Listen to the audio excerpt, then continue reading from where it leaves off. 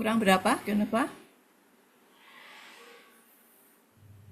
Masih kurang sekitar 30, Prof.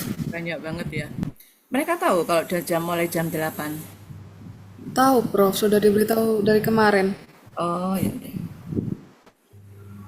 Nih, Kelas A masih kurang sekitar 8, Prof. yang kelas A. Iya, Prof. Yang kelas B masih banyak.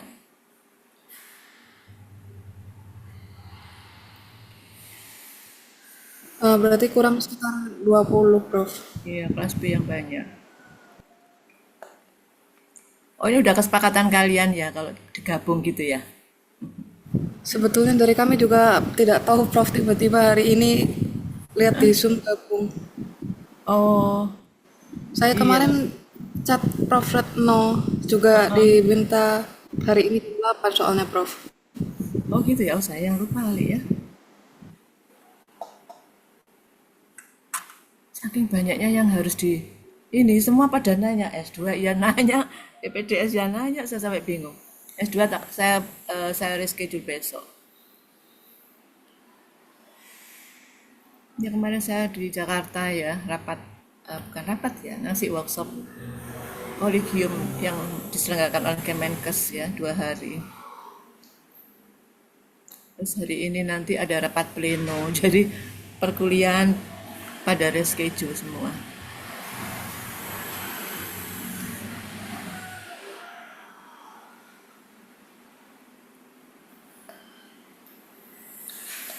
Atau saya mulai saja, sudah 94, berarti kurangnya sekitar, harusnya total berapa? Total seharusnya 120, Prof. Berarti kurang 25 anak. Tapi yang penting mereka tahu ya, kalau jamnya tahu semua ya. Iya tahu, Prof. Ya, ya udah. Ini loh padahal ini bukan offline ya, online ya. Jadi kan lebih lebih mudah sebetulnya untuk waktu ya toh.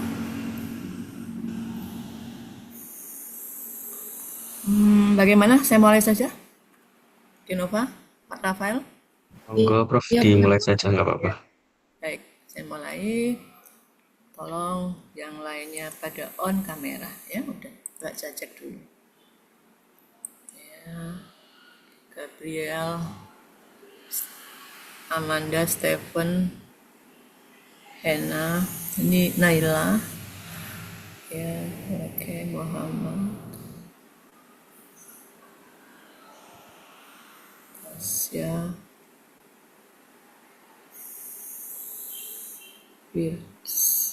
Firdaus, Muhammad Firdaus, Cleo, Nadia, Muhammad Imam. Tapi yang memang susah, tidak bisa on cam, tidak apa-apa. Bilang aja. Tapi kalau yang bisa, bisa gitu ya. Karena ini salah satu dari penilaian soft skill ya. Baik, saya mulai saja pertemuan kita pagi ini. Selamat pagi. Assalamualaikum warahmatullahi wabarakatuh dan salam sejahtera bagi kita semua. Pagi ini perkuliahan saya tentang wound healing, yaitu proses penyembuhan dan regenerasi. Ya.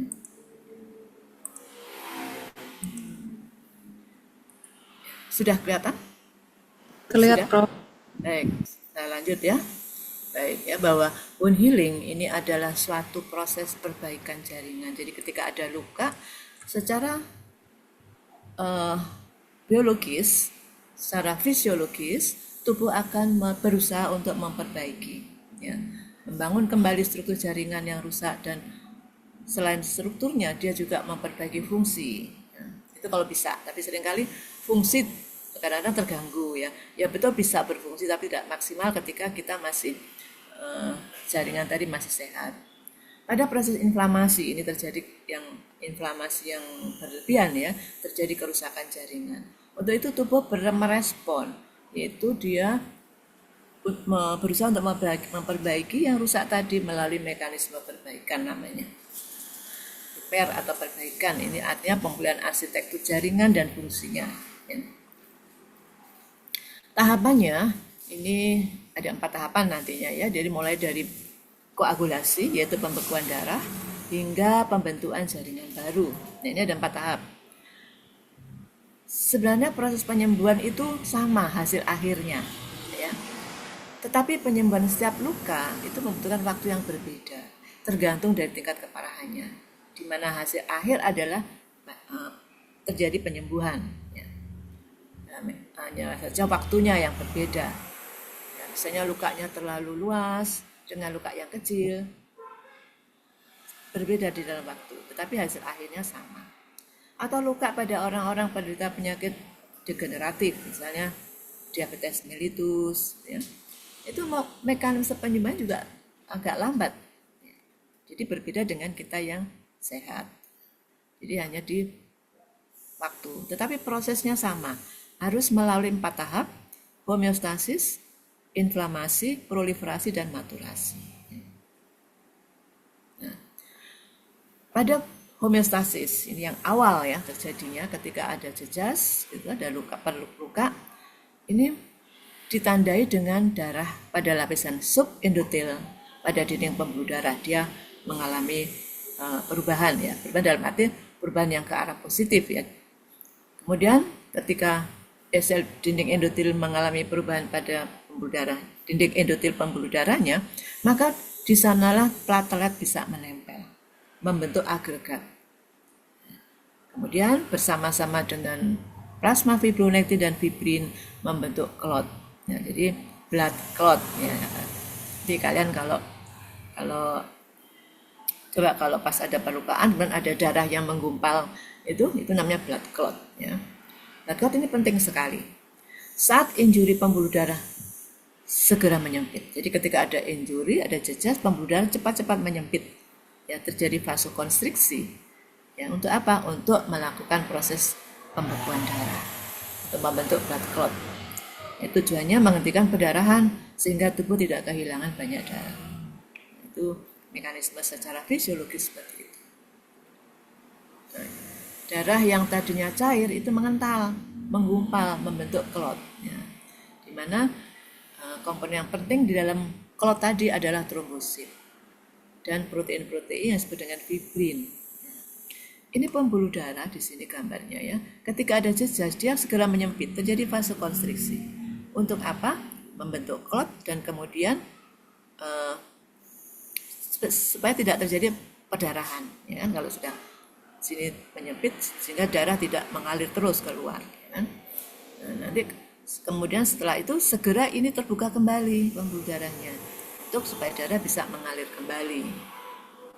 Nah, ini ilustrasinya ketika ada kerusakan pada endotel pembuluh darah, ini kan pembuluh darah ya, ini endotelnya kan di sini, nah ini juga endotelnya yang rusak di daerah sini, endotelnya mengalami kerusakan, sehingga ketika terjadi kerusakan sel-sel endotel itu mengeluarkan faktor-faktor clotting, faktor clotting dilepaskan, faktor clotting nanti akan merubah protrombin yang ada menjadi trombin,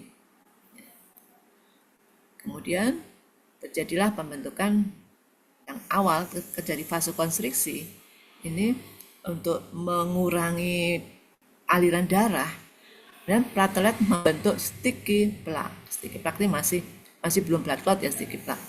Nah, trombin yang tadi dirubah oleh faktor clotting ini nanti akan mengubah fibrinogin yang merupakan soluble faktor ini menjadi fibrin. Nah, fibrin ini nanti akan bergabung di sini yang bersama dengan platelet dan faktor-faktor clotting ini membentuk blood clot ya. Jadi development of clot, jadi perkembangan atau pertumbuhan terjadinya blood clot. Ini blood clotnya, sedangkan yang kelihatannya seperti strain warna keabu-abuan ini adalah fibrin strain. Dan ini darah membeku. Darah ini akan menutup luka yang ada di sini. Dia menutup di sini. Jadi sebenarnya blood clot adalah berfungsi pertahanan. Sehingga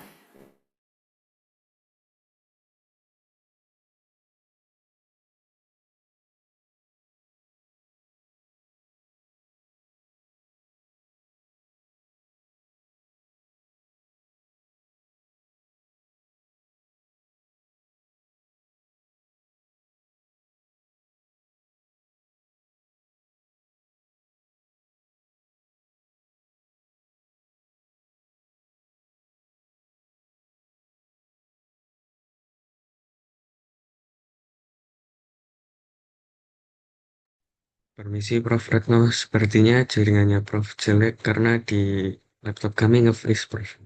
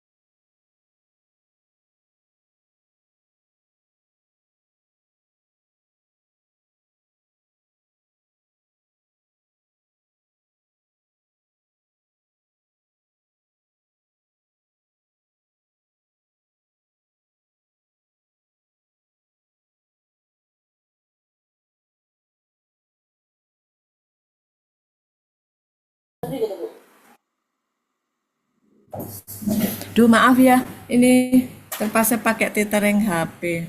Tidak tahu ada kendala di internet saya. Saya lanjutkan lagi. Baik, saya teruskan. Terima kasih Rafael atas Ya Prof, petunjuk. Baik, ya. Saya sampai di mana? Di sini ya, sampai di sini tadi ya. Eh, ya, sebelumnya ini. Nah, gini ya. Jadi platelet dalam klot ini nantinya dia akan mengalami degranulasi. Nanti akan mengalami degranulasi.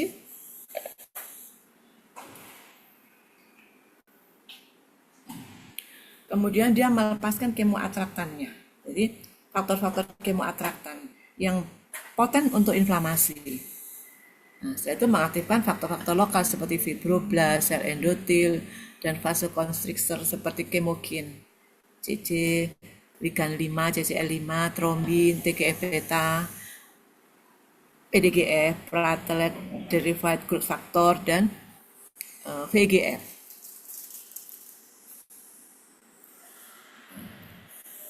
Fase inflamasi ini terjadi segera 2-5 hari terjadinya, di mana melibatkan rekrutmen daripada sel-sel inflamasi, yaitu ada neutrofil, makrofag, dan ada limfosit. Kemudian tromboplastin selain merekrut sel-sel tersebut juga terjadi pembentukan klot dari tromboplastin dari jalur ekstrinsik ya dari luar, dan pada fase inflamasi ini terjadi vasodilatasi, yaitu pelebaran pembuluh darah, dan terjadi juga fagositosis. Jadi vasodilatasi terjadi ketika inflamasi akut ya kan. Kemudian ketika masuk kronis terjadilah fagositosis. Fagositosis ini paling awal terjadi ketika akut ya. Ketika vasodilatasi direkrutlah neutrofil keluar, dia akan melakukan tugasnya untuk fagositosis. Ketika neutrofil tidak mampu, maka kan 48 jam dia mati, maka monosit akan dilepaskan keluar ya untuk menjadi makrofag dan melakukan tugasnya fagositosis. Nah, setelah bekuan darah atau klot tadi menutup luka, maka perdarahan akan berhenti. Nah, setelah itu pembuluh darah akan terbuka kembali untuk mengalirkan darah. Ini tujuannya dia membawa oksigen, nutrisi yang dibutuhkan pada jaringan yang rusak ya, jadi yang seimbang. Jadi banyaknya oksigen dan nutrisi itu seimbang dengan besar kecilnya perlukaan tersebut. Nah, ketika aliran darah ini melewati luka tadi, maka menyebabkan terjadinya pembengkakan. Terasa hangat daerah yang mengalami jejas tadi dan berwarna kemerahan. Ya, itulah salah satu tanda-tanda klinis dari keradangan. 5 tanda klinis keradangan, ya, 5 tanda kardinal dari keradangan adalah ada pembengkakan, ada tumor, kemudian ada kemerahan, ada rubor, ada rasa hangat, ada kalor, ya kan? Terus ada apa lagi? Rasa sakit, dolor, dan fungsiolesa. Nah, itu klinis ya. Kemudian makrofa yang dilepaskan tadi, yang masuk ke jaringan dari monosit menjadi makrofa, ini melepaskan zat-zat kimia yang akan memicu pertumbuhan sel-sel baru. Nah, ini ada empat tahapan kan ya. Tahap pertama, ketika ada luka, ya, ini pembuluh darah ya, lukanya dari sini ke sini lah, ini lukanya nih. Ini ada sukutan yang di sini. Ini kita lihat masih ada sel-sel fibroblas kan, masih ada ini pembuluh darah. Kemudian terjadilah klot, ya, membentuk klot. Ini kan lukanya, ini klot, ini pembentukan ada di sini, membentuk klot di sini. Nah, pada fase kedua, ini fase inflamasi, maka fungsi yang terkait dengan dilepaskan sel-sel inflamasi. Ya, di sini ada makrofag ada di sini. Kemudian ini neutrofil ada di sini. Ini fase inflamasi. yang utama memang ini. Aksesorisnya itu adalah Kok masuk? Kita apa namanya? Sama.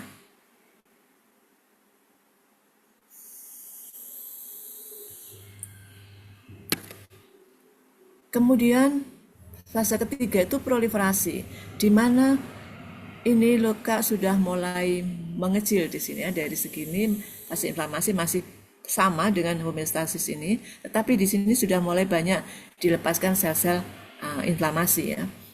Ada makrofag, ada neutrofil ada di situ. Dengan ada sel fibroblas sudah mulai terbentuk. Kemudian proliferatif, fibroblas berproliferasi. Nah, luka mulai menyempit di sini, mengecil. Ya. Akhirnya terjadilah healing atau remodeling pada fase keempat.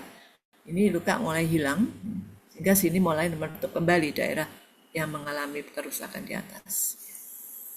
Itu tahapannya. Jadi lama atau sebentar penyembuhan melewati 4 tahapan tadi. Kemudian fase proliferasi setelah homeostasis, setelah pembentukan klot, itu masuk ke fase ini tadi inflamasi ya. Setelah fase inflamasi masuk ke fase proliferasi. Ini dimulai 2 hari setelah injury, itu tubuh sudah berupaya untuk masuk ke fase proliferasi. Ya, terjadi degradasi dulu dari ikatan klotnya tadi, kemudian fibroblas akan invasi dan sel-sel endotel juga akan invasi masuk ke situ. Itu proliferasi. Di sini ada seren protease dilepaskan, sistein dan matrik metaloproteinase. Ini disekresikan untuk memfasilitasi migrasi seluler. Ya, tentunya dia melewati klot tadi dan matriks yang ada di bawahnya klot. Pada fase proliferasi ini mulai infiltrasi dari sel-sel fibroblas. Terjadi di posisi ekstraselular matriks, pembentukan pembuluh darah baru. Dan terjadi reepitelisasi. Kemudian sel radang, makrofag dan mast sel sebagai sel imunokompeten kan dia, ini melepaskan berbagai growth faktornya. Ada platelet derived growth factor, ada tumor growth factor beta yang akan menstimulasi aktivitas dari sel-sel fibroblas ya, yang nanti akan mengisi pada daerah yang mengalami luka. Nah, setelah area luka tadi steril, sel darah merah mulai datang. Dia mengangkut oksigen menuju ke daerah luka, mengangkut nutrisi ke sana. Kemudian terbentuklah yang namanya kolagen, yaitu suatu serat protein yang akan membentuk jaringan yang baru pada luka. Kolagennya yang memulai proses penutupan luka, area luka, dan perbaikan jaringan yang rusak. Jadi pada healing, itu selain terjadi proliferasi sel fibroblas, ya, pembuluh darah baru, juga disekresikan yang namanya kolagen oleh sel-sel fibroblas. Ini faktor yang mempengaruhi healing atau penyembuhan. Yang lokal ada blood supply, jadi supply darah. Kalau supply darahnya tidak adekuat, ya luka lama sembuhnya. Ya. Tapi kalau adekuat supply darahnya, maka luka akan cepat sembuh karena supply darah inilah yang dimana sel-sel darah merah di sana mengangkut nutrisi dan oksigen yang akan didistribusikan di daerah yang mengalami perlukaan. Kemudian infeksi. Jadi kalau terjadi infeksi lagi maka delay di dalam penyembuhan. Kenapa? Karena dibutuhkan debridement dulu supaya terjadi penyembuhan yang sempurna. Atau ada benda bahan asing ini juga menghambat penyembuhan, atau ionisasi radiasi yang mempengaruhi secara lokal suatu proses penyembuhan.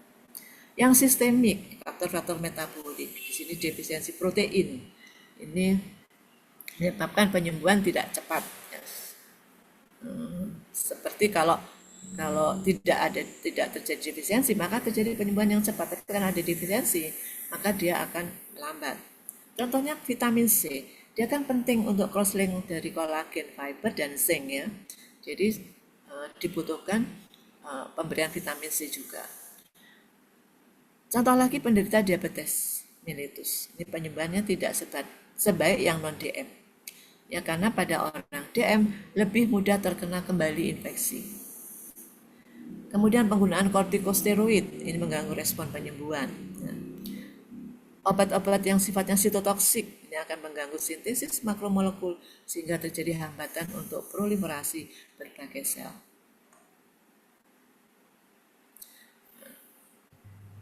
Itu tadi mekanismenya sudah kita lewati ya untuk ke healing. Nah, sekarang kita masuk ke repair dan regenerasi. Ya, bagaimana perbaikan dan regenerasi jaringannya. Pada proses inflamasi atau kerusakan jaringan, ini tubuh secara fisiologis akan merespon melalui mekanisme perbaikan. Ya. Sehingga terjadilah pemulihan arsitektur maupun fungsi dari jaringan. Nah, regenerasi ini mengganti komponen sel yang rusak ke keadaan yang normal. Tapi kalau healing ini terjadi pada kondisi abnormal. Hasil akhirnya ketidakmampuan untuk restitusi yang lengkap pada struktur jaringan penyangga yang rusak tadi, yang parah, sehingga terjadi jaringan ikat atau penyembuhan yang menghasilkan jaringan yang fibrous, yaitu jaringan parut. Ini karena ada kalau berlebihan dari produksi kolagen yang dihasilkan oleh sel fibroblast. Nah, jaringan parut fibrous ini merupakan jaringan yang tidak normal sebenarnya, tetapi masih memberikan stabilitas secara struktural. Jadi kalau lukanya ada bekas luka ya, ada bukan keloid tapi ada bekas yang kelihatan tidak. Ketika kita ada luka di kaki misalnya, lukanya sembuh kembali, kulitnya normal kembali ya, bagus kembali, tapi ada bekas yang tertimbul di sana, ini adalah jaringan fibrous sebenarnya. Luka sebenarnya tidak normal, tetapi tetap struktur daripada jaringan itu tetap stabil. Sedangkan fibrosis, ya kalau terjadi fibrosis, depositnya luas dari kolagen. Misalnya luka pada paru-paru, hati, ginjal, terjadi pembentukan kolagen yang berlebihan depositnya, itu terjadi inflamasi kronis atau infark pada miokardium. Ini pada perbaikan jaringan ini ada dua hal yang penting. Kontrol dari proliferasi selnya, tidak boleh berlebihan, tidak boleh defisiensi, dan adanya peningkatan fungsi dari matriks ekstraseluler. Karena dia kan nanti sebagai penyangga ya matriks ekstraseluler ini. Nah, kontrol proliferasi ini diperankan oleh beberapa faktor, yaitu prinsip proliferasi sel itu sendiri, bagaimana peran dari sel induk terhadap homeostasis jaringan. Sel induk adalah stem cell. Ya, kalau kalian dengar stem cell, dia adalah sel induk. Ya. Stem cell ini ketika terjadi suatu jejak pada suatu jaringan, ya, maka dilepaskan, kan terjadi inflamasi ya, dilepaskanlah yang namanya interleukin 8. Dia berperan kemoatraktan. Dia akan menarik stem cell tadi keluar dari nisnya, diferensiasi menjadi sel progenitor, ya, menuju ke daerah yang mengalami jejas yang akan diganti, yang butuh penggantian sel yang baru. Ya. Ini peran stem cell. Dia menjadi progenitor stem, misalnya untuk kerusakan jaringan tulang misalnya ya. Stem cell direkrut keluar dari nisnya, diferensiasi menjadi sel progenitor untuk sel fibroblast, kemudian diferensiasi lagi dengan pengaruh dari berbagai protein, maka dia dari progenitor menjadi pre-osteoblast. Ya, tentunya dengan peran dari protein-protein yang untuk diferensiasi. Kemudian ketika dia menjadi pre-osteoblast, dia akan menjadi osteoblast yang matur. Dan ini ada peran lagi yang namanya protein osterik ya di sana. Barulah dia diferensiasi dari pre-osteoblast menjadi osteoblast yang matur. Dan terjadilah healing pada kerusakan pada tulang. Juga peran faktor dari growth factor di dalam proliferasi. Ya, ini kan macam-macam yang diskan ya. Kalau dibutuhkan untuk proliferasi pembuluh darah adalah VEGF, vascular endothelial growth factor. Kalau untuk ke tulang atau ke fibroblast, TGF beta. Ya, atau kalau fibroblast FGF2 ya, fibroblast growth factor. Jadi ada platelet derived growth factor. Jadi banyak growth factor tergantung jaringan apa yang akan diperbaiki. Sel yang berproliferasi selama proses perbaikan jaringan itu adalah sel dari sisa jaringan yang terluka. Dia akan mengembalikan struktur normalnya. Nah, masalahnya kalau lukanya itu luas, maka sisa jaringan di kanan kirinya tidak cukup untuk memperbaiki sel atau mengisi kembali daerah yang mengalami kerusakan. Ya, sehingga seringkali terjadi penyembuhan yang sekunder. Tetapi kalau lukanya kecil sehingga sisa jaringan kanan kiri luka tadi cukup untuk menutup atau menggantikan sel yang rusak tadi, maka luka akan kembali segera menutup dengan baik. Kemudian tentunya peran dari sel endotel vaskuler. Ini nanti akan membentuk pembuluh darah baru, di mana nanti di sana akan disalurkan eritrosit yang akan membawa nutrisi dan O2, oksigen. Kemudian peran sel fibroblast. Ya, ini sebagai sumber jaringan ikat. Nanti dia akan menghasilkan kolagen ya, untuk didistribusikan di dalam jaringan yang rusak tadi, sehingga terjadilah proses penyembuhan. Kemudian adekuasi ini jadi proses perbaikan jaringan atau penyembuhan ditentukan adanya dari produksi faktor growth faktornya, respon selnya terhadap faktor pertumbuhan bagaimana, dan kemampuan sel untuk membelah. Jadi kemampuan mitosis dari sel untuk membelah dan memperbanyak diri atau memperbanyak jumlahnya. Jadi sel satu ada 3 macam ya. Sel yang mempunyai daya mitosis tinggi, sel yang mempunyai daya mitosis rendah, dan sel yang tidak sama sekali mempunyai daya mitosis. Nah, ini berbeda proses penyembuhannya. Kalau yang daya mitosis tinggi, misalnya sel-sel fibroblast itu kan punya daya mitosis tinggi ya. Ini cepat terjadi penyembuhan. Ini contohnya kita luka di tangan ya. Kena pisau gitu ya. Itu akan terjadi penyembuhan yang cepat. Kadang-kadang kita nggak perlu ngapa-ngapain itu bisa sembuh, nutup sendiri.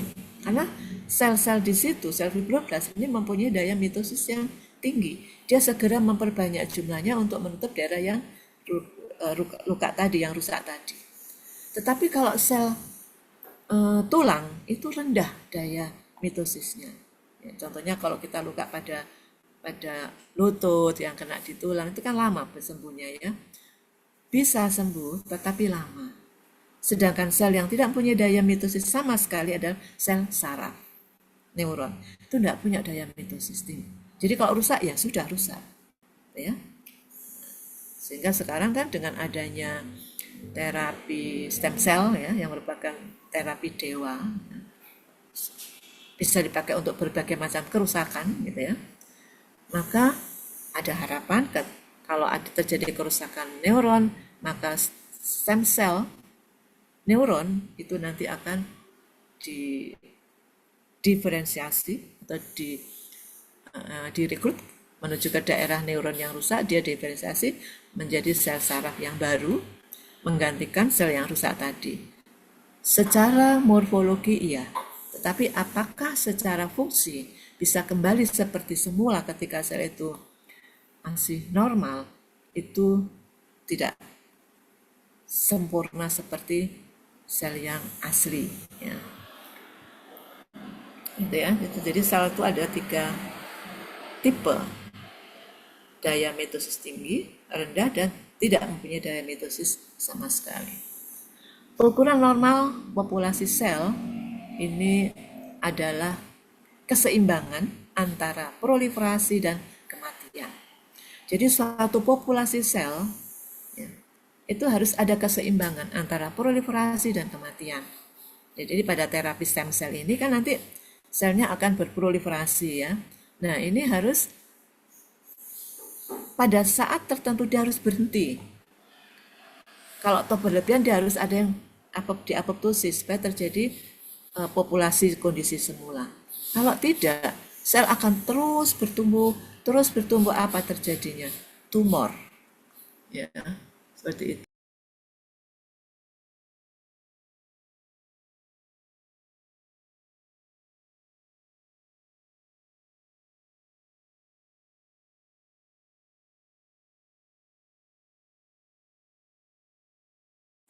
Oke. Terus dan muncullah sel-sel baru yang telah berdiferensiasi dari sel induk atau stem cell. Kita lihat di sini, ini adalah baseline dari populasi, ya, selnya segini. Nah, ini kan terjadi diferensiasi, ya, ini baseline dari sel induk setelah dia menjadi sel progenitor, dia diferensiasi, ya, untuk menjadi sel yang diinginkan. Ini mulai dari stem cell dulu. Stem cell, diferensiasi dan proliferasi menjadi baseline-nya, kemudian dia diferensiasi menjadi sel yang diinginkan. Nah, pada saat proliferasi, ini dia memperbanyak diri dan harus seimbang dengan sel yang mati. Kalau baseline-nya sekian, proliferasi sekian, berarti yang mati harus kira-kira separuh ya, yang mati harusnya ya, sel death-nya itu ya. Sehingga yang ini nanti baseline tadi akan diferensiasi menjadi sel yang diperlukan. Nah ini sama dengan kehidupan kita di dunia. Sama dengan kehidupan di sel, bahwa kehidupan di dunia itu harus terjadi keseimbangan antara yang tua dan yang muda. Bayangkan kalau yang tua itu nggak mati-mati, yang muda muncul pertumbuhan baru, terjadi pertumbuhan baru, maka dunia ini akan crowded. Ya, apa yang terjadi? Terjadilah banyak sekali hal-hal yang merugikan ya, terutama sumber makanan menjadi berkurang, oksigen juga menjadi berkurang karena penuh kan dunia ini dengan manusia tadi. Ya. Tetapi kalau yang tua ini banyak yang mati, sedangkan yang muda ini tidak muncul, pertumbuhan yang muda-muda nggak muncul, maka dunia ini akan kekurangan orang, kekurangan manusia. Ya. Jadi yang benar adalah keseimbangan dalam kehidupan di dunia ini antara yang mati dan yang muncul kembali. Ya. Itu kehidupan sama dengan di dalam sel kita, dalam jaringan.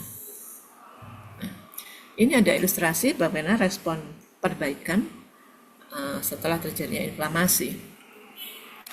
Ya, ini terjadi injury ya, terjadi injury yang pertama kali terrespon adalah vaskular dan seluler. Nah, ini ada dua kondisi di mana stimulus bisa di-remove. Ini contohnya pada acute injury. Nah, pada kasus ini ada dua yang terjadi. Parenchymal cell death, terjadi kematian pada sel-sel parenchyma, ya. Tetapi framework daripada jaringan masih intak. Ini biasanya pada luka-luka yang superficial atau proses inflamasi yang menghasilkan regenerasi, yaitu restitusi dari struktur yang normal. Jadi dari penyembuhannya bagus. Ya, contohnya pada regenerasi liver setelah hepatektomi parsial atau superficial dari luka pada kulit, atau adanya pada resorption pada eksudat di lobular pneumonia. Sedangkan yang parenchymal cell death di mana terjadi kerusakan pada framework daripada suatu jaringan, ini biasanya terjadi pada luka yang dalam, deep wounds, ini healingnya membentuk scar formation. Terjadi organisasi dari eksudatnya, contohnya luka-luka eksisional yang dalam atau infak pada miokardium. Nah, ini yang stimulusnya bisa di-remove. Tetapi yang persisten, kerusakannya, terjadi fibrosis atau scar tissue. Ini pada chronic inflammatory disease, misalnya pada cirrhosis, chronic pancreatitis, atau pulmonary fibrosis. Nah, kemudian fase remodeling. Di sini terjadi dalam waktu yang lama. Ini bertahan hingga 1 tahun ya remodeling. Jadi kan penyembuhan kadang-kadang luka yang dalam itu,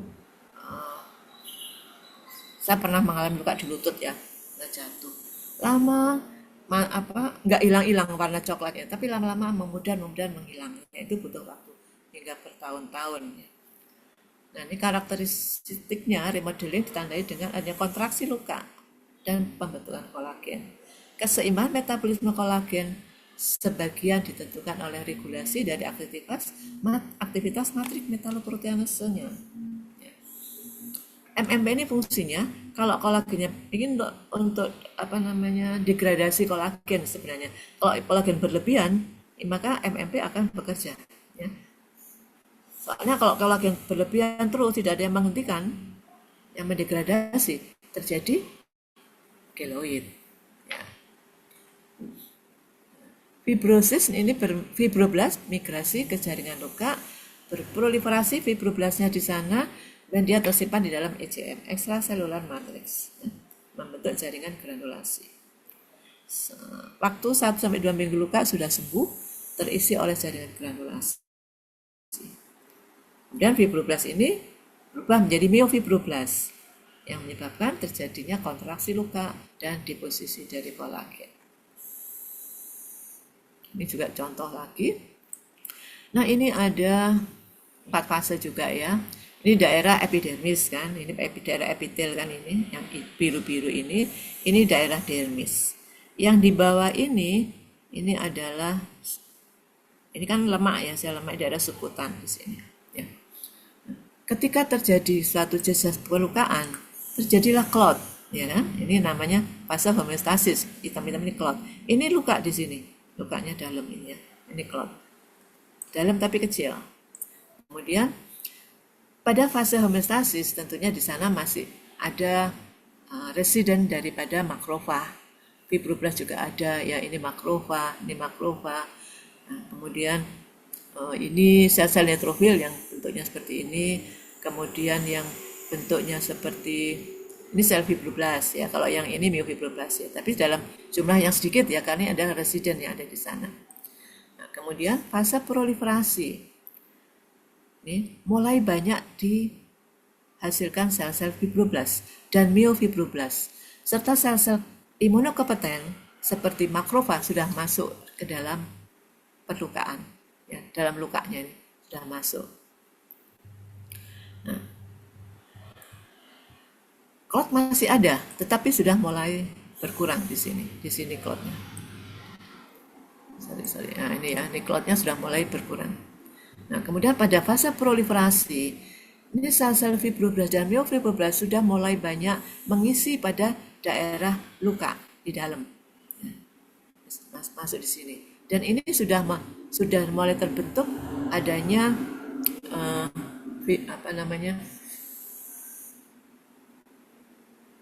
gag ya, gag sudah mulai terbentuk di sini.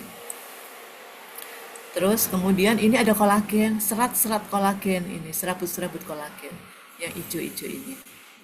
Ini sudah masuk ke dalam daerah perlukaan. Kemudian ini sudah mulai hilang cloudnya ini, ya, warnanya sudah mulai samar-samar di sini. Kemudian sel-sel ini, sel fibroblast, myofibroblast, kemudian kolagen, sel-sel imunokompeten sudah mulai banyak terisi di sini, mengisi di sini, mengganti. Sehingga luka ini sudah terisi kan oleh sel-sel fibroblast, yang kemudian kolagen juga mulai terbentuk di sini. Akhirnya hilang kan, ini sudah tertutup, terisi oleh sel-sel ini. Jadi ini masuk di fase remodeling. Ya. Di mana proses kontraksi dihasilkan oleh wound myofibroblast, ya kan adanya fibroblast berdiferensiasi menjadi myofibroblast. Ini menghasilkan kontraksi pada luka. Saat remodeling, luka bertahap menjadi lebih kuat ya seiring waktu. Ya. Jadi kalau misalnya masih seminggu, klinisnya kelihatan nutup, tapi coba dipegang lah masih lunak. Karena di dalamnya belum sembuh betul, belum. Secara histopatologi itu bisa kita lihat apakah sudah terjadi pembentukan epitel yang sempurna atau sudah terjadi pembentukan kolagen yang menutup daerah luka. Itu baru kita bisa lihat dalam secara histopatologi. Tapi kalau klinis, kita hanya melihat luka tertutup gitu aja. Tapi itu belum menggambarkan sembuh secara sempurna. Nah, kekuatan tarik kulit yang terluka ini hanya 80%. Tetapi dia akan meningkat nanti ketika MMA inhibitor itu dilepaskan. Inhibitor ini fungsinya menghambat aktivitas MMP yang berlebihan di dalam melakukan degradasi terhadap kolagen. Dan pembentukan scar ini hasil akhir dari perbaikan luka. Ini tahap-tahapnya. Jadi tahap penyembuhan akhir ini adalah penguatan jaringan yang baru terbentuk. Itu dikuatkan melalui proses maturasi. Nah, pada fase ini, bekas luka benar-benar sudah tertutup oleh lapisan kulit baru. Tetapi lapisan kulit bisa tampak lebih keras, lebih kencang, dan tidak selentur kulit yang normal. Nanti lama-lama akan lentur dia seperti kulit yang normal. Jadi kalau coba ya, kalau pas kita luka, udah nutup tapi rasanya kayak tertarik gitu kulitnya ya, tertarik belum kelihatan lentur seperti kulit yang normal. Nanti dengan berjalannya waktu. Terdapat keseimbangan antara sintesis dan degradasi, yaitu dari kolagen tadi harus ada keseimbangan. Kalau tidak, maka lukanya akan sembuh tetapi menghasilkan jaringan fibrosis atau bisa juga keloid ya. 6-7 hari, bisa bulanan dan bisa tahunan terjadinya perbaikan tadi. Ini tujuannya menyempurnakan terbentuknya jaringan baru menjadi jaringan penyembuh yang kuat dan berkualitas. Jadi tidak mudah terbuka lagi lukanya. Jadi menjadi kulit yang sempurna kembali. Fase awal inflamasi ini kalau kita bahas keterlibatan MMP ya, bahwa fase awal inflamasi daerah luka diisi oleh fibrin clot kan untuk luka. Saat itu juga sudah mulai terjadi peningkatan kadar dari MMP2 dan 9, matrik metaloproteinase, dan kemudian fibroblast makrofag kan mulai masuk menuju ke daerah luka. Nah ini yang mengaktifasi migrasi fibroblast adalah MMP. Dan pada fase inflamasi diikuti oleh angiogenesis, yaitu pembentukan pembuluh darah baru. Ini ya, ini regulasi oleh berbagai MMP. MMP 1, 8, 9, 13 ini menstimulasi juga sel-sel epitel, yaitu di daerah keratinocyte yang terputus ketika terjadi suatu luka. Ini berproliferasi dan migrasi menjadi terjadilah proses reepitelialisasi di daerah di atas luka. Nah, kemudian faktor-faktor yang berperan dalam proses regenerasi. Faktor pertumbuhan. Ada TGF beta, PGF, PDGF, FGF. Kemudian faktor dari sitokin peran ya. Ini sitokin dalam proses signaling pathway pada proses stimulan terhadap reseptor yang berhubungan dengan faktor proliferasi atau regenerasi. Banyak nih sitokin ya, EL10 ya. Itu berperan di dalam proses regenerasi. Komponen atau protein tertentu yang menstimulasi resorpsi dan reposisi pada penyembuhan jaringan tulang. Ya, ini peran dari apa di sini? Kalau resorpsi ini adalah peran daripada protein-protein yang dihasilkan pada proses inflamasi, yaitu prostaglandin yang mempengaruhi osteoklas melakukan resorpsi. Tapi kemudian tubuh akan menyeimbangkan dengan reposisi, yaitu pembentukan sel-sel fibroblast. Ya. Nah, fibroblast ini diinisiasi atau diaktifasi oleh TGF-beta. Nah, jadi ini harus ada keseimbangan ya antara resorpsi dan reposisi. Kalau tidak seimbang, resorpsinya tinggi, ya terjadi resorpsi tulang tidak sembuh-sembuh. Tapi kalau reposisinya yang tinggi, maka akan terjadi pertumbuhan tulang yang terus-menerus. Terjadilah tumor pada tulang. Jadi harus ada keseimbangan antara resorpsi dan reposisi di dalam satu proses penyembuhan pada jaringan tulang. Kalau jaringan lunak ya tidak ada resorpsi, ada reposisi ini pada jaringan tulang. Proses penyembuhan tergantung pada jenis peradangan. Ya. Dan jenis peradangan pun tergantung dari invasi kumannya, yaitu jenis kumannya seperti apa, virulensinya bagaimana, tinggi atau tidak. Juga daya tahan hostnya, sistem imun dari hostnya, usia. Nah, kalau usia muda vaskularisasinya baik, cepat sembuh. Tapi kalau orang tua yang lansia, ini vaskularisasi tidak kurang adekuat sehingga penyembuhannya lama. Atau perluasnya jaringan yang nekrotik, ini juga mempengaruhi. Jenis jaringan yang terlibat, ya, apakah sel-selnya itu ada sel yang mempunyai daya mitosis tinggi, tidak punya daya mitosis, atau mempunyai daya mitosis yang rendah. Dan kemampuan regenerasi dari parenkim yang rusak, vaskularisasi yang baik, suplai darah yang cukup mempercepat proses penyembuhan. Perbaikan jaringan dengan jaringan ikat ini terjadi 24 jam setelah jejas.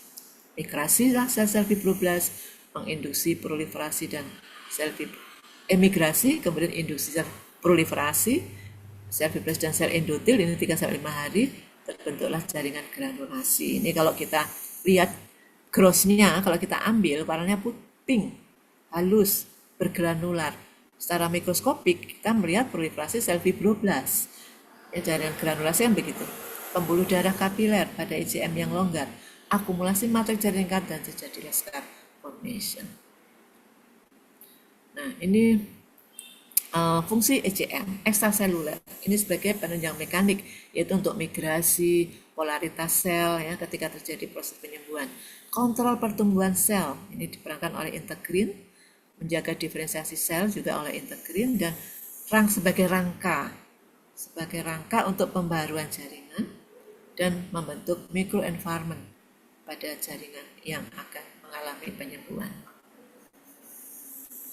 Nah, kemudian perbaikan dengan deposisi jaringan ikat ini ada 4 proses yang berurutan.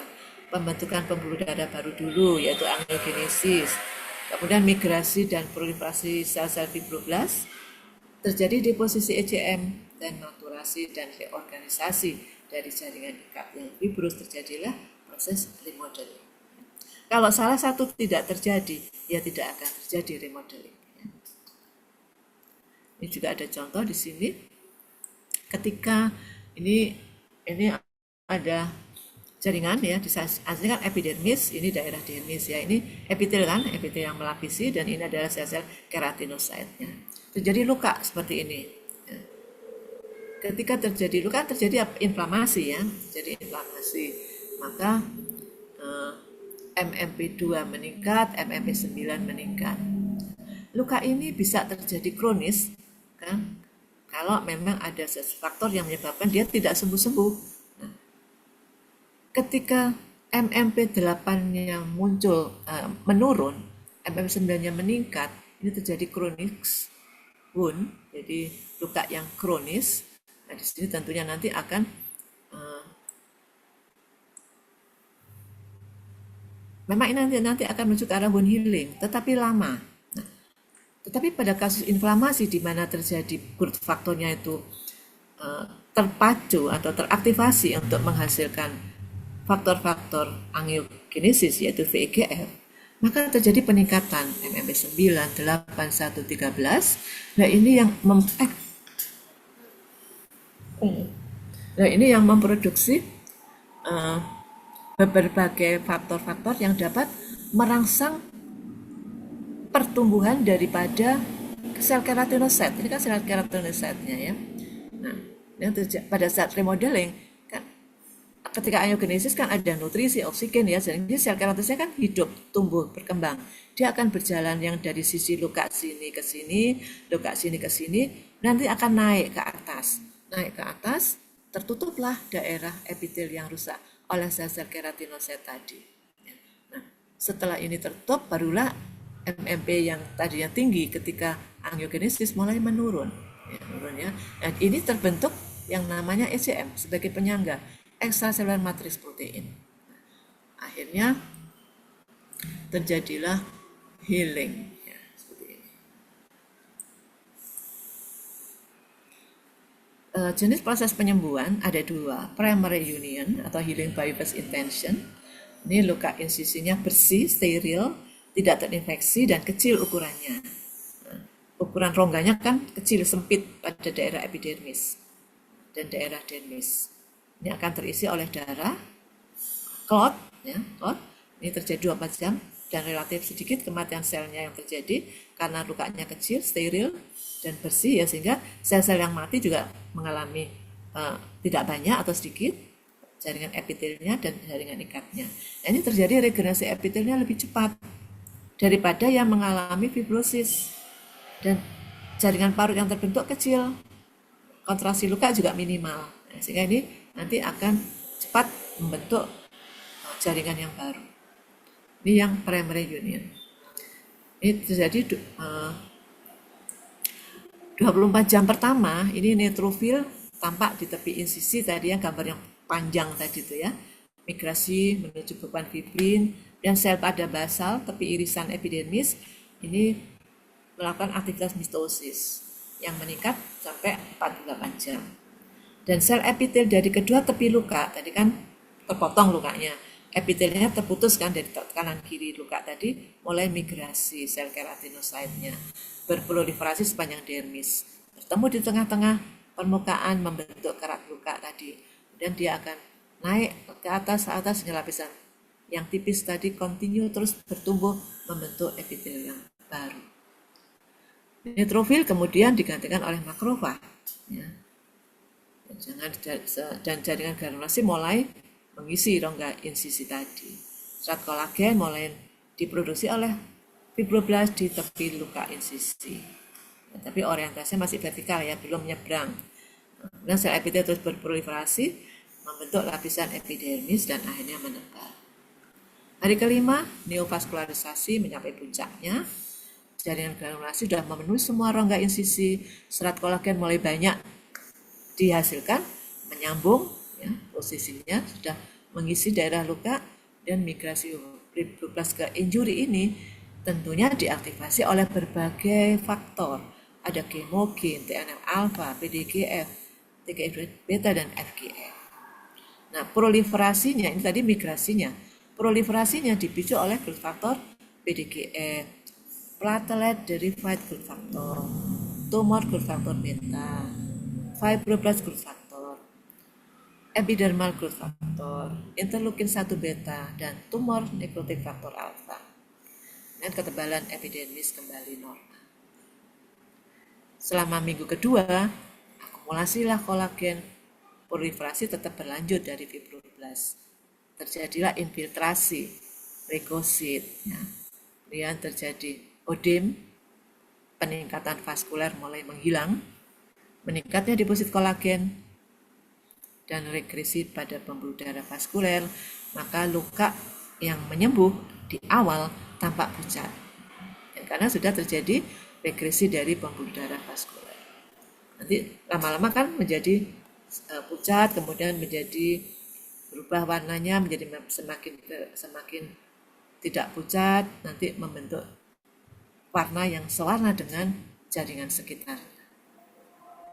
Akhir bulan pertama jaringan parut terdiri dari jaringan ikat ya, terdiri dari jaringan ikat yang padat tanpa sel radang.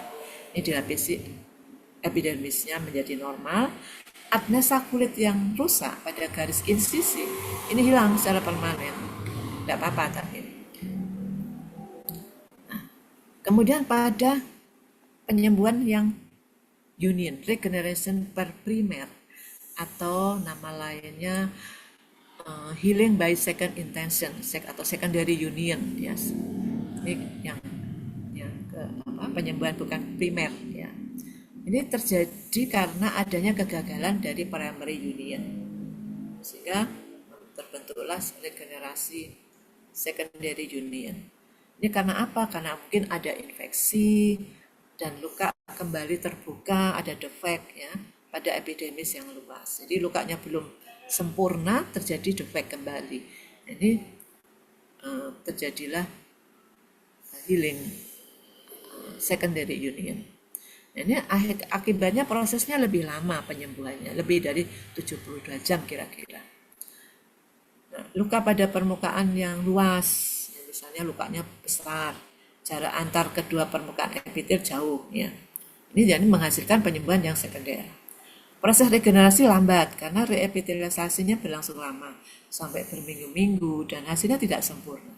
Sehingga menghasilkan apa? Permukaan luka yang sembuh itu cekung. Ada cekungan di sana dan di daerah situ ketebalan epitelnya tipis, tidak seperti kanan kirinya. Ini ada gambarnya ya. Pembentukan jaringan granulasi lebih banyak di sana dan kan dibutuhkan jaringan granulasi lebih banyak kan pada luka yang lebar yang luas tadi. Dan kontraksi regangan pun lebih kuat di sana. Jadi ada kayak tertarik gitu kulitnya. Sehingga permukaan kulit tertarik ke dalam jaringan sehingga terjadi sikatri. Dan penggantian komponen kulit tidak lengkap. Jadi apnesa kulitnya kemungkinan tidak lengkap di sana. Apa sih apnesa kulit itu? Apa? Folikel rambut, kelenjar lemak, dan kelenjar sudorifera, yaitu apnesa kulit. Reaksi inflamasi lebih kuat, tumbuh jaringan granulasi yang berlebihan, akumulasi ECM, terjadi pembentukan parut yang lebih banyak, kontraksi luka juga lebih banyak ya. Karena myofibroblas dihasilkan lebih banyak di sana. Nah, ini contoh, ini yang ini sel yang normal ya, ini kan seperti ini sel normal. Ya, kemudian terjadi infeksi, terjadi injury, ini di sini daerah infeksinya, ya kan? Infeksi. Nah, apa yang terjadi awal infeksi? Direkrutlah sel-sel neutrofil, ini kan neutrofil. Sel-sel neutrofil, dia menuju ke daerah jejak sadi untuk melakukan proses fagositosis pada sel-sel yang mengalami infeksi, sehingga terjadilah penyembuhan. Scar. Ini ECM kan, ini extracellular matrixnya dia ada di sini yang sebagai jaringan penyangganya menutup daerah luka di sini. Ini karena berlebihan terjadi pembentukan scar ya. Nah, jaringan parut terjadi pada bila kegagalan resorpsi pada radang akut. Ya. Kemudian bila terjadi nekrosis jaringan pada radang kronis dan bila parenkim yang nekrosis tidak dapat diperbaiki dengan regenerasi membentuk jaringan parut. Nah, ini contoh secondary union dan primary union. Yang ini primary union, first intention ya, luka yang primer. Ini ada luka kecil tapi dalam ya, tapi lukanya kecil di sini. Ini sebenarnya sel-sel yang ada pinggir sini sama di sini ini bisa berproliferasi mengisi jaringan yang luka tadi, maka luka bisa menutup. Ya, bisa dengan cara seperti itu. Tapi mekanismenya tetap melalui suatu fase-fase. Ketika ini ada luka, kemudian ini kan ada clot di sini ya, tertutup oleh clot. Nah, kemudian ini ada sel-sel radang, neutrofil, ini clot Ini daerah klot di sini ke atas. Ini pembuluh darah. Ya. Kemudian di dalam beberapa hari kemudian kan masuk kepada hemostasis, kemudian inflamasi kan ini, kemudian proliferasi, ya ini mulai masuk di sini ada jaringan granulasi, ya sel-sel fibroblast, makrofag sebagai sel imunokompeten ya, yang nanti juga akan melepaskan berbagai growth factor. Kemudian fibroblast ada di sini yang panjang-panjang, dan pembuluh darah baru ini tadinya kan cuma segini, ini terjadi pembentukan pembuluh darah baru yang membawa nutrisi dan oksigen. Nah, sehingga terjadilah penyembuhan di mana lukanya mulai mengecil ya, terus ke atas mengecil, akhirnya dia menutup sel-sel yang di pinggir sini juga berjalan karena adanya asupan nutrisi dan oksigen yang tadi rusak ini akan kanan kiri akan berjalan ke sini, ini ke sini, sehingga luka ini akan nutup. Ya. Ini yang namanya first intention. Ya. Sedangkan yang secondary intention ini luka yang perprimen, luka yang secondary intention itu yang lukanya besar, ini kan besar ya, besar lebar ya, meskipun nggak sedalam ini, tapi dia lebar di sini, sehingga sel-sel di sini, sisa-sisa di sini tidak cukup untuk mengisi daerah sini, ya kan? Kalau ini kan cukup segini, ini sini cukup. Nah, terjadi inflamasi di sini kan, sehingga apa yang terjadi, lebih banyak di sini dibutuhkan pembuluh darahnya harus lebih banyak yang dihasilkan, terus kemudian sel-sel fibroblastnya harus lebih banyak yang dibutuhkan di sini ya, untuk memenuhi growth faktornya harus lebih banyak dibutuhkan untuk penyembuhan yang luasnya seperti ini, sehingga sel-sel yang keratinosit yang ada di samping-samping sini dan yang di sini ini nanti akan mulai berjalan untuk menutup daerah luka ya.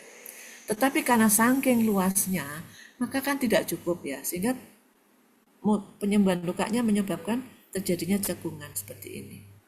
Nah, dan ini melibatkan kontraksi luka yang kuat di sini. Nah, ini ada cekungan di sini. Ini penyembuhan yang secondary union. Ya. Ini yang intention, first intention atau primary union, ini yang secondary union. Nah, sekarang apa perlunya kontraksi dan regangan pada proses penyembuhan? Ini akhir dari regenerasi, ini memang nggak ada kontraksi dan regangan. Ya, ini sudah terjadi penyembuhan, tapi masih ada kontraksi dan regangan. Kontraksi ini pada jaringannya parut yang kecil, ini tidak mengganggu fungsi organ. Tapi kalau pada jaringan yang luas, ini mengganggu.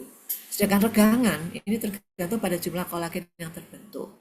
Misal minggu pertama ini hanya 10% yang terbentuk, kemudian beberapa bulan mencapai 80%. Nah, ini nanti regangannya mulai berkurang ya. Nah, kekuatan daripada luka ini tergantung ya. Luka yang mengalami jahitan, dijahit, kita ada luka dijahit, ini 70% kulit akan kembali normal. Nah, ketika jahitan diangkat, minggu pertama ada tambahan 10% kulitnya normal, jadi 80% ya. Terus meningkat cepat selama 4 minggu setelahnya mencapai 100%. Kembali ke kekuatan regangan ini tergantung dari sintesis kolagennya. Kalau sintesis kolagennya ini besar daripada degradasi selama bulan pertama, dan ini harus lebih besar ya degradasi. Terus modifikasi struktur kolagennya. Jika sintesisnya menurun, kemudian maka kekuatannya menjadi melemah kembali. Ini HPA-nya, ini jaringan granulasi ya. Kita lihat proliferasi sel-sel fibroblast, pembuluh darah kapiler ya, banyak sekali ini yang merah-merah ini. Dan di antaranya sini ini ada sel-sel fibroblast di sini. Ya. Ini sel radang yang nampak di sini. Nah, kita mau lihat yang coklat, yang biru-biru ini adalah mulai terbentuknya kolagen. Nah, ini kan masih sedikit ya. Nah, ketika fase remodeling, maka kolagen sudah banyak terbentuk di sini, yang warnanya biru-biru ini. Ya. Pembuluh darah masih ada beberapa yang masih dibutuhkan di sini. Nah, ini gambaran secara histopatologi. Secara klinis mungkin sudah menutup, HPA-nya masih seperti ini. Tapi penyembuhan yang sempurna adalah ketika kolagen mulai terbentuk. Nah, ini baru kita lihat di bawah mikroskop. Ya. Dan kalau klinisnya, luka sudah mulai keras, tidak tidak gembuk tidak empuk gitu ya kalau bahasa Jawanya. Uh, aspek patologis dari perbaikan itu contohnya adalah adanya komplikasi akibat abnormalitas komponen dasar pada proses perbaikan. Jadi pembentukan jaringan granulasi dan parut yang inadequat sehingga terjadi wound dehiscence dan ulcer. Pembentukan komponen proses perbaikan yang berlebihan akan terjadi hypertrophic scars dan terjadinya keloid. Nah, ini komplikasi-komplikasinya penyembuhan. Nah, kemudian komplikasi yang tampak apa saja yang sering muncul? Kista epidermoid. Ya, jadi di sana membentuk seperti jaringan keloid gitu ya di sana ya, kista epidermoid itu. Sikatrik, pembentukan keloid, weak scar, lukanya lemah. Jadi ini bekas luka yang belum sembuh menerima jejas kembali, maka luka tadi akan pecah. Nah, jadi ada terjadi weak scar di sana. Hati-hati ditunggu jangan sampai ada luka ada jejas kembali.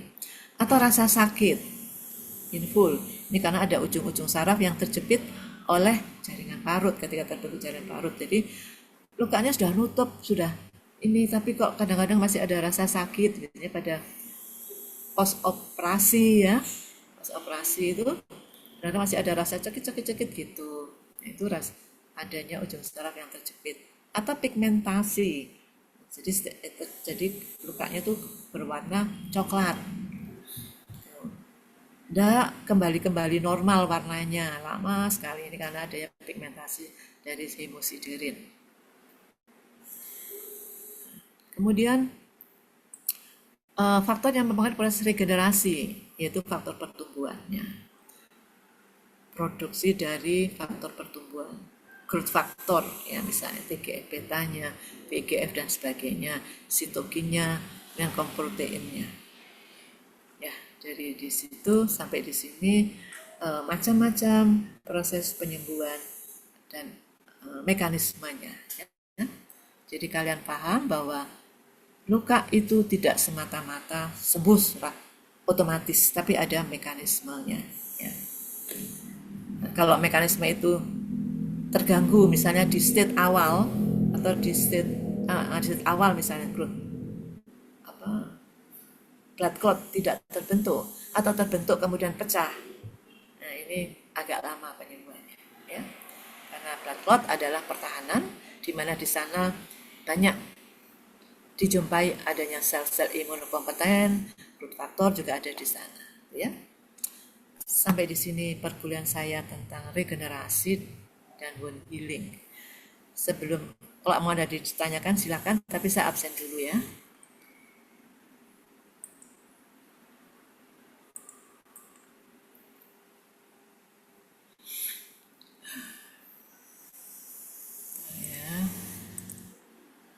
Saya nutup dulu.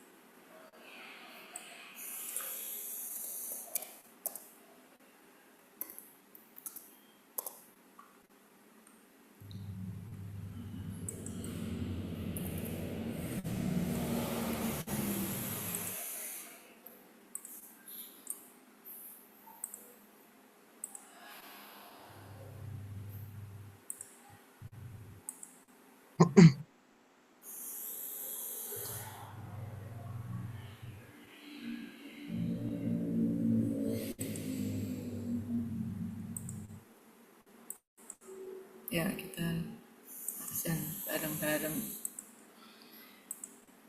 Ini saya mulai kelas A dulu ya.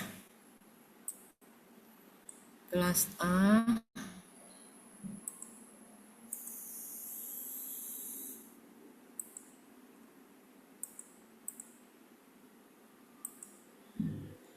Ini harusnya luring ya. Kok praktikum? Iya.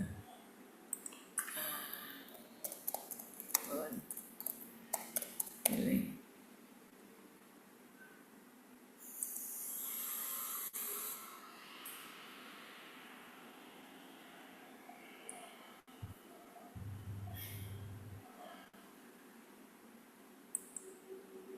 Ya, silakan.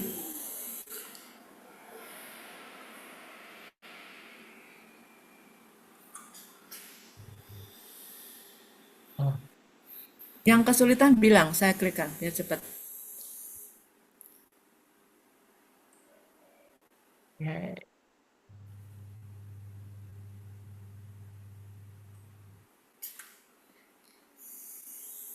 Ada yang kesulitan? Permisi Prof, atas nama Karisa. Nomor berapa? Di sini nomor Sudah berapa? Prof. Oh, sudah. Sebutkan nomor aja.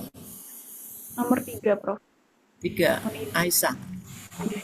Permisi Prof, nomor 7. 7. Eliana. Permisi Prof, nomor 10. Nomor 5. 10. Lisa. Ya.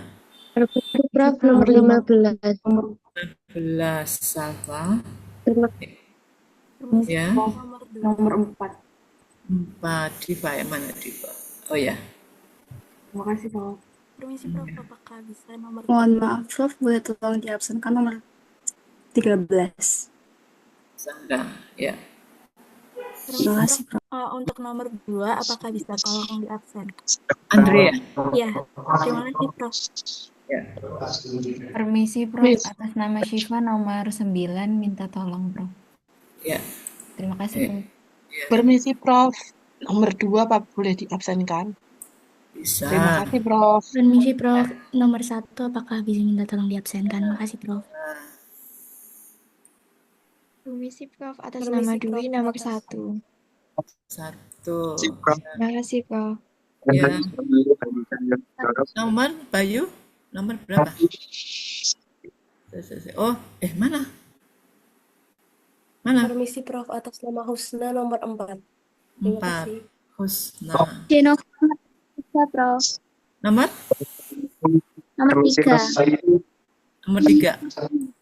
Apa? Terima kasih Prof. Kenapa Bayu? Tidak ada namamu di sini. Prof. Nomor 2 Erdiana Prof. Oh, Erdiana. Permisi Prof, nomor 4 Tasya Prof. Tidak ada nomor 4. Nomor 3 Prof. Permisi Prof, Terima Terus? kasih Prof. Nomor berapa lagi? permisi Prof, nomor 1 atas nama Ellen. Ellen. Fidan. Muhammad Fidan, tidak ada? Tidak ada? Baik, saya tutup ya. Di Zoom ada, Prof. Prof, Oh, di Zoom ada? Ikut berarti dia? Iya, Rafael. Iya Prof, ada Oh, di ikut. Zoom ya. Baik. Ya, oke. Sekarang kelas B. Sorry. Kembali ke ini.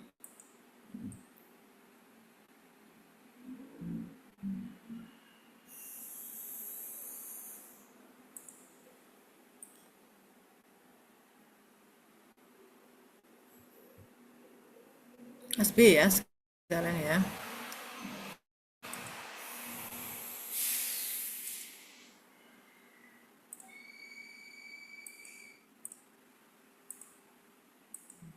Luring emang ya.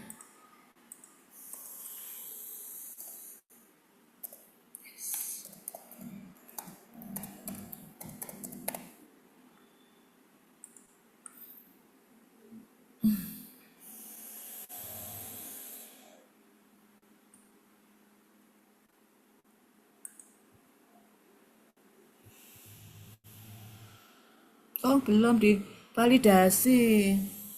Sebentar Prof, saya validasi. Oh ya.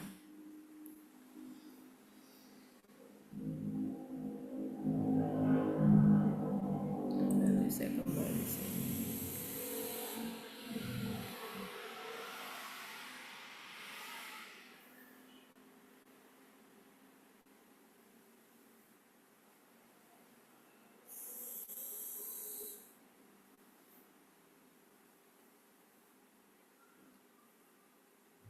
Ya.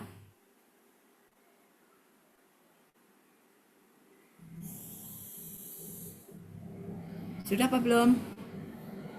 Oh, belum ya?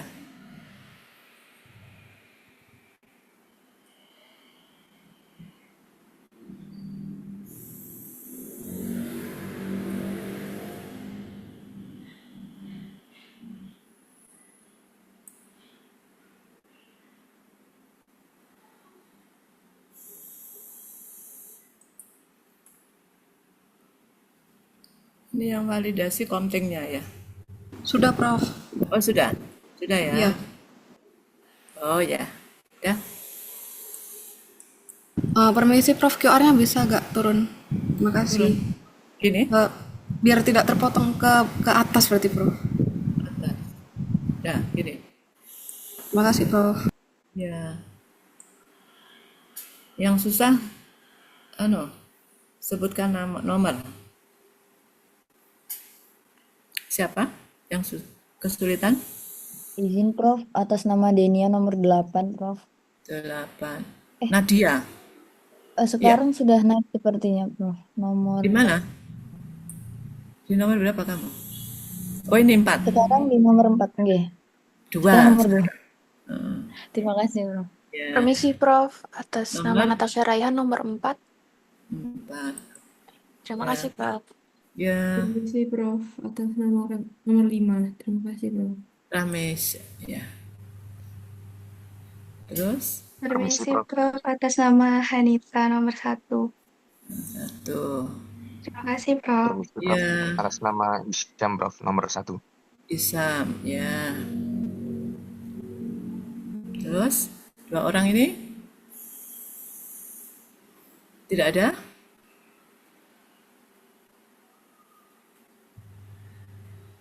Kalau di Zoom memang di atas. Gimana? Kalau lihat dari Zoom memang tidak ada sepertinya. Tidak ada ya? Baik, 2 orang ya, Lisa sama Naura ya. Baik, saya tutup ya, sudah ya? Sudah? Ada lagi enggak? Oke, saya tutup. Ya, sudah. Terus pesan saya yang pratikum itu, yang absennya belum memenuhi jumlah, nanti menghadap saya ya untuk masing-masing kelompok ya, untuk yang dengan saya tapi ya kelompok, semua kelompok ya, karena absensinya harus penuh ya, terisi penuh. Baik, sudah absensi selesai. Apakah ada yang mau didiskusikan atau kalian ada kegiatan lagi ya, ada perkuliahan lagi? Ada ya. Oke, baik. Saya akhiri sampai di sini perkuliahan saya. Terima kasih untuk kebersamaan kita pagi ini. Terima kasih untuk perhatiannya, dan maaf ya tadi ada gangguan masalah internet ya, sehingga agak molor kuliah saya. Oke, selamat menjalankan aktivitas berikutnya. Saya Liv ya. Selamat pagi. Terima kasih banyak.